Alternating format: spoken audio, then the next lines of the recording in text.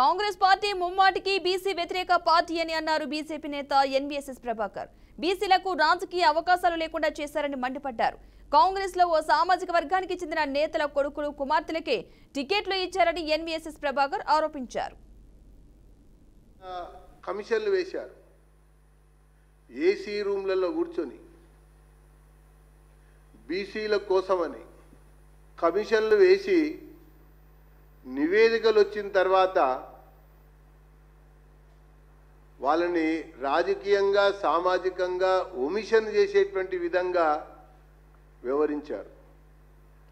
Anantharam commission కావచ్చు, Muralidhar Rao commission కావచ్చు, Puttaswamy commission కావచ్చు, ఈ మూడు కమిషన్లు కాంగ్రెస్ పార్టీ యొక్క ముఖ్యమంత్రులే బీసీల యొక్క అభివృద్ధి కొరకు వేశామని చెప్పని పేర్కొన్నారు, నివేదికలు ఇచ్చారు.